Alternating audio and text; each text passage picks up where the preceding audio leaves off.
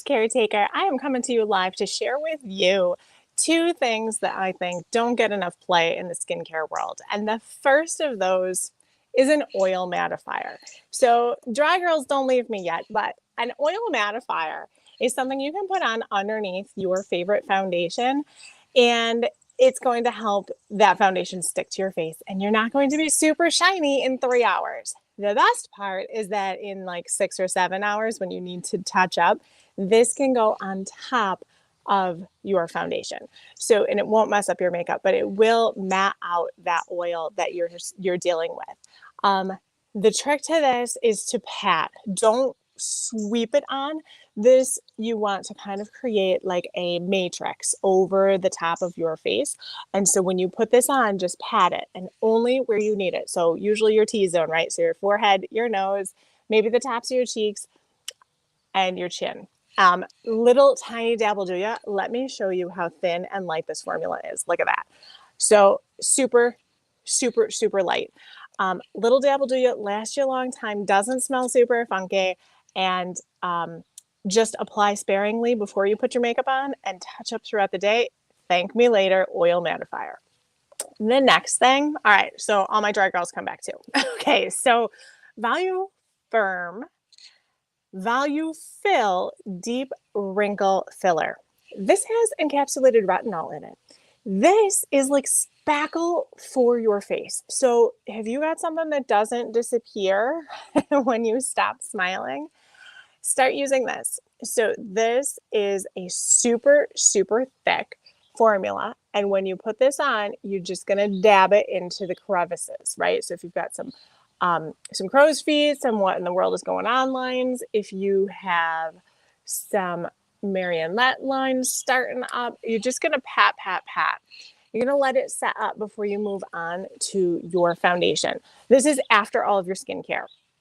The beauty part about this is that it has the encapsulated retinol in it, so it has anti-aging properties so that you will start to fade those lines after a while. So deep wrinkle filler is something that I don't think gets enough play, like having a filler, because, you know, most of my clients are, you know, not quite ready for this. But let me tell you, you're going to want to start adding this in if you are over 40. So let me know if you've ever tried a filler. There are some caveats to this, because if you rub it, it can ball up if you don't let it set up first. So pat, pat, pat, let it set. I'd give it several minutes, like at least 3 minutes, and then put your foundation on top. You will notice a difference over time, and it will create like spackle, you know, just like if you were going to paint a wall. My bonus tip, I talk a lot about satin lips, but let me tell you why I think it's underrated. It's underrated because I prefer a lip balm that comes in a tube versus a lip balm that comes in a stick. Here's why. The waxes in a stick lip balm can build up and then prevent the actual hydrating ingredients from actually doing their job, because there's a layer of wax on top, which just makes you want more lip balm. The Shea Butter Balm from Mary Kay comes in a tube. It lasts a really long time. Little tiny dab will do you, and it feels really nice and no waxy buildup. You do need to remove this before you put your lipstick on, or your lipstick is going to just move. But if you're just really just needing a lip balm, I go for this. So those are my two and a bonus underrated items that I have to offer you. Do you need all of them? Absolutely not. Do I have recommendations? For sure.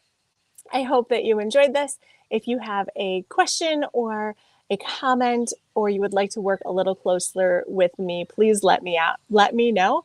And if you are already working with a Mary Kay gal, I encourage you to give her a shout. I'm sure she will be thrilled to take care of you. Enjoy the rest of your day.